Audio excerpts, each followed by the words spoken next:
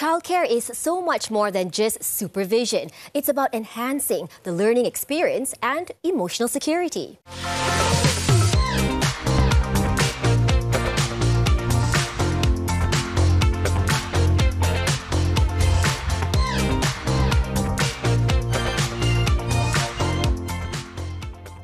Today we have a very special topic to have a conversation on. It's about inclusivity in childcare settings. Now, whether you are a parent, a caregiver, a babysitter, a grandparent, an aunt or uncle, I think this topic is very important for you to listen to. And we need to come together and explore how we can build and cultivate an environment that is inclusive in terms of childcare. Today we are privileged and lucky to have with us two guests. We have Nadira Yusuf on my left, who is a community builder and entrepreneur, and also the CEO of KiddoCare. KiddoCare, I think, is a household name among many families when it comes to childcare services. That's what we hope. Yes, it has a good reputation as well. Thank you. So thank you, Nadira, for being here with us on Women Talk. Thank you for having me. Yes, and also we have Siu Yi, who is a mother of two, a working mother of two, correct? Yes. We want to know more about you and your experiences in childcare as well. So thank you for being here, Siu Yi. Thank you for having me. All right. My first question is for both of our guests. Since the topic is about inclusivity in childcare, I want to know how you define inclusionness in childcare. Can I start with Siu Yi? Yes, sure. Yeah. Okay. So for me, raising children Yeah. or a child, it takes a village, right? The whole support system. Yeah, there's that saying, right? It takes a village to raise a child. Yes. I mean, I believe that we as like mums, I as a mum cannot do it on my own. So, of course, we have family support, Yeah. right? And then we also rely on the education system, right? The teachers that will nurture my kids. But I also have help at home. And I'm very grateful to be able to have help at home. Yes. And I treat help at home like family. Because if I want the best for my children, it takes a village. I need to be able to trust, even if it's not my family, right? And I appreciate every single one, every single aspect.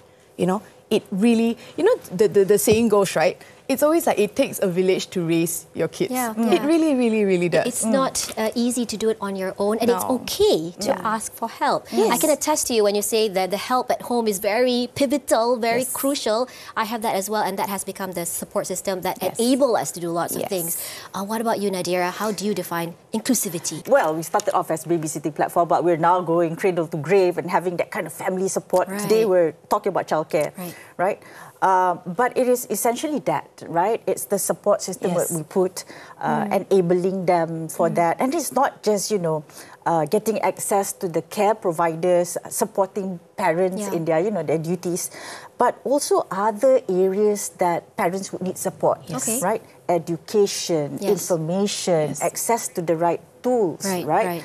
Access to the right information that can provide good intervention for their children. Yes, yes. It's very challenging trying to, you know, nurture and develop children Challenging in these days. is a key word here. Right? That's right. Yeah, so inclusivity means that, but also importantly, it's also trying to get, you know, our male counterpart to also come in and be involved in the whole, you know, nurturing of our Yes, children. yes. Now we already have our mannies, right? Okay. Getting men to be also involved Interesting. in taking care of children, Right.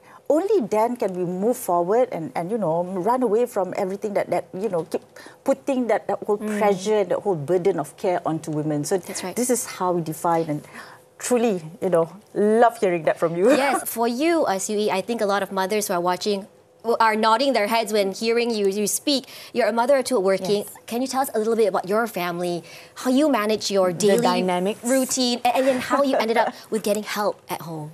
Okay, so I believe that we shouldn't be we shouldn't feel guilty about That's another key word. Yes, Yes, yeah. acknowledging that we actually need help. Right. And we are humans after all. We need help. We need that support, right? Yeah. I mean, if you're given no choice, that's a different story, right? So I was actually a stay-home mom for 10 years. Wow. Okay. Right. So I only started working 2 years ago. Okay. And when I started working 2 years ago, everything just escalated. That must have been a very challenging transition. Yes. Yes. And I was very grateful at that time because I already had help because I knew that in order to build a happy family, I need to be happy myself. Yes, that's right. My Absolutely. husband needs to be happy. Yes. My kids need to be happy. Yep. And if I'm overstretched, I cannot give the best to my children. If you're overstretched, the implications will go to your children eventually, and we do That's not right. want that to happen. So because I had that support system already in place, when I started work 2 years ago, I was hardly at home, to be honest, because when I decided to work, I went all out. Yeah. And I was lucky enough that, you know, the help that I had at home, my family support, and the school that I was sending them to, Yes. they really, really, really, really helped. We need a lot. society that understands our Correct. situation Yes. and not to make us feel guilty at all. We need employers who allow us We don't need to anybody work to as judge, a parent. not to be too judgmental. Yes. After this break, so to our viewers, don't go away as we continue our conversations on inclusivity in childcare.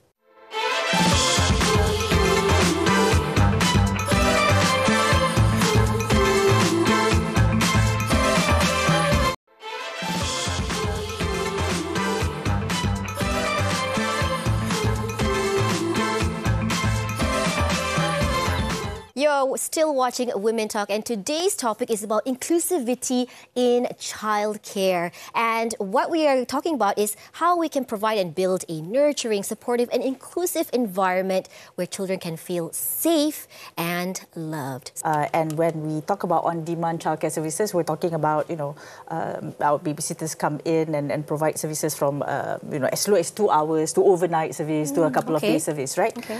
And it can be very challenging because the first thing that we need to establish with the child is trust. That's right. Right? Yeah. Trust is the most important thing that we need to do first. Yes. Because that will unlock that whole communication, expression, the ability to, engage in this kind of activities. And it's things like different that. for each child. Very different from each child. So it is very important that all our caregivers actually join in our training program. We make it very compulsory for them to enter training program that actually brings them into an understanding of children's milestone and their development stages, so that the caregivers are able to create activities and fill up their times with, developmental activities, joyful learning activities, experiential learning, games and things like that.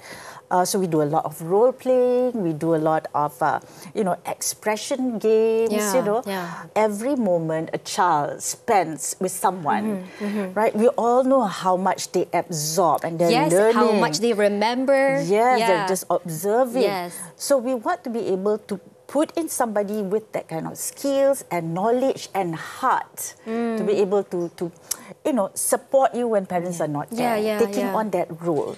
And another important element of this is that feedback loop, that information, that feedback that goes back to the parents, because then, it'll be returning the child, the parents taking over, knowing exactly what the child was doing, the behavior. So it has to be a seamless process at the same time. Yes, of course. Passion is important, I think. It's not just having the ability to be able to look after children, but you need to love what you're doing.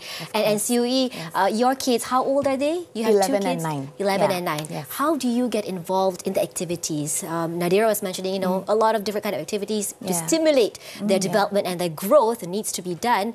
What kind of activities do you conduct with your children? How do you get yourself involved? You're so busy with your work. How do you make the time? Okay, so for me, I've established a very a good routine for my kids since they were young. And I always believe in letting my children decide what they want to do and what their interests are and what their hobbies are. So for example, I sent my daughter for ballet, for example, and I used to sit with her, follow her, see the development. But one day she came up to me and said, "Mommy, I don't really like it. I think I'm quite good at it, but I think I want to skateboard." Right? Yeah. Ballet, skateboard. Yeah. But because I allow my children to decide what they want to do. Give them that independence. Correct. That freedom to decide. And because I give into that, they trust me. That my mommy... Trust again. Correct. My mommy listens and my mommy respects. you know, it goes two ways. She have my back. Yes. Right. Yeah. All the time. She has my Yes. back, right? Yeah. So I'm like their best friend. My children call me their buddy. Oh, wow. So That is very rewarding as a Right? mother to Yeah. hear that. Correct. Yeah. So, like, for example, my daughter loves skateboarding. Yeah. So, no matter what, I try to make time and be there and to see her excel in it. So we are brought up in a culture, especially Yeah. as Asians, Yes. right, where we have this mentality where we think, okay, once we become parents, I have friends who have Yeah. this mindset, we don't want to burden our parents, the grandparents of our children. Yep. We don't want to, ask for help from them. Yeah. As much as we can, we want to avoid that. But at the same time, not every family has course. the ability, the financial ability to afford childcare. So what do you have to say to all of these families who feel guilty for asking for help, especially from their own family members? I think at the end of the day, it's about, like your beliefs and your values, right? Yeah. At the end of the day, our parents brought us up together. Like we're always by each other's side. So even if it differs in terms of like children and then now grandchildren, still your blood, still your family. Do not feel guilty because you're asking for something that you shouldn't feel bad about. Yeah. It is Yeah. family, Yeah. right? You only have one family. It's for our own sanity. It's for and our our own mental sanity. health as Correct. well as parents. Yeah. There's a lot. It's a lot that we need to think about, that we Yeah. need to do and actually execute. So it's not Yeah, easy. it's not easy. And I think the role that the society plays Yeah. is very important. It's not just the grandparents. Yeah. It's not just the aunties and uncles, but it's also all the other parties involved in the ecosystem, Nadira. absolutely, yeah. So how has things changed in your eyes, in your view, from back in the day to today? We see more nurseries and daycares being opened up at office buildings and all that. How have you seen the change and the evolvement? Well, the good thing is, we're seeing a lot more companies, employers supporting care for their employees, right? Yeah. So this is marvelous. But we're looking at different types of models also. Okay. The companies are actually, choosing, right? Or rather having options for their employees, right? And that goes beyond conventional, traditional daycare setting and childcare setting, to even having on-demand babysitters to go whenever they cannot attend to their children, right? And I think this is very important. And we're seeing also, you were talking about grandparents, and we have children sending to the grandparents with the caregiver, also Yeah, with yeah. the grandparents, yeah. because it helps with the trust Yes. as well, right? But we're seeing a lot more women reaching out and asking for support. But I think it is imperative that we acknowledge that this, asking for help is still a challenge to many. And this is why we're also, we've created this group called Club Mak Ayah. Club Maya. Club So Mak cute. Ayah to provide that kind of support and really looking into how we can provide mental health support, emotional support, Yeah. just to go one step further, to just request for help. That's right. right? That's right. It's Just not a request. taboo, Sometimes right? it sounds very easy, but it's very difficult to do for some people. That's right. So I think it's very important that we share these stories and experiences, and we get the conversation going, just like what we're doing today. So it's great. Well, let's wait after this break. Don't go away.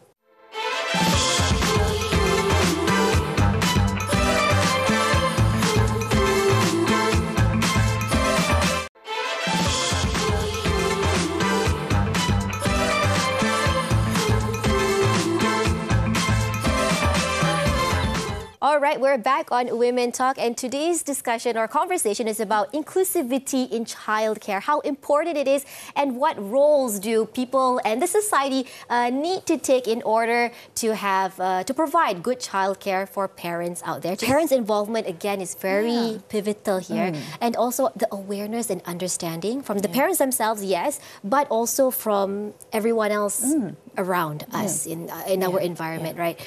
Do you get requests, Nadira, from your clients, specific requests from from parents, oh, can you curate an activity timetable for my kid this way and that way? Yes, all the time, all the time. How do you handle those requests? Well, we do. So in our app, you are able to then, specify the kind of services that you want, what kind of activities you want with your child. So we have a very thorough checklist, right? That you can basically talk about your child so that the carer will come in because she will be designing the activities for your child depending on their age group and whatnot. And in the app as well, you would then get your updates, on how the service is going, what your child is doing, and then the whole report comes through your app. The updating is very important. You brought up about the app. Usually, I think now when we hear of a parent sending their kids to daycare centers or nurseries, usually there's an app where these parents can download, and that is a channel that is provided from the daycare center to provide updates, to provide pictures about what their kids are doing, what they're not doing, if they're having any issues or problems, what they're eating or not eating.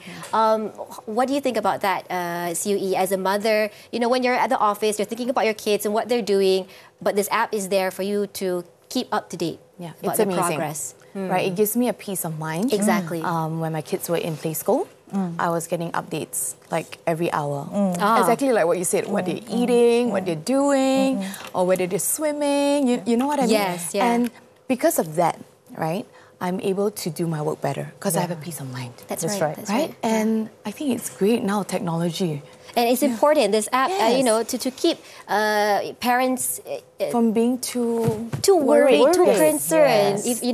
Because this report is important. That would be one of the reasons why they're holding back, not asking for help, because it's trust. At the end of the day, whether I can trust my child. And these updates, these report cards are very important, so the parents know how to extend the support that their child needs. And one very important, thing that we see, right?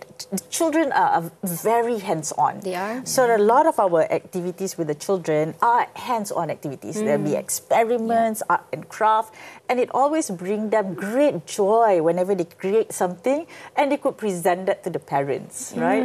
And I think this is where that whole inclusivity comes in. We're talking about inclusivity in the childcare setting, right?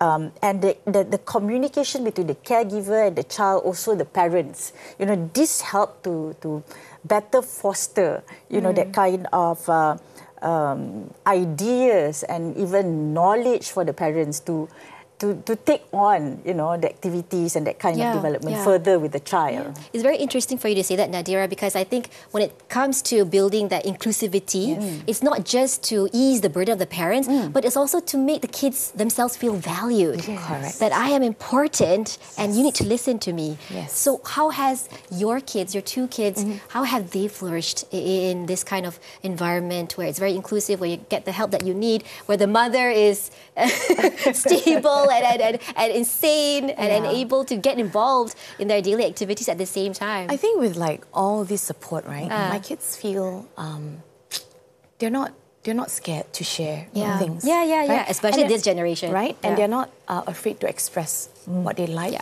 their likes and dislikes. And I think if we acknowledge that as well, we respect them as well, they respect us back. And they're generally very happy kids.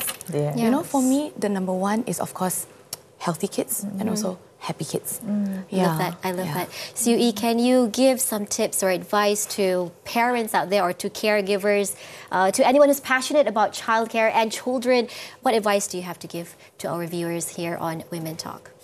I feel that we should never be afraid to ask for help. That's number one. And we need to give opportunities for other people besides your family to be able to nurture your child together. Allow them to do that. Allow them to do that and wholeheartedly be okay with it. It's not a taboo to ask for help. And it's not a taboo if you need to go and work and you need to send your child out, to daycare.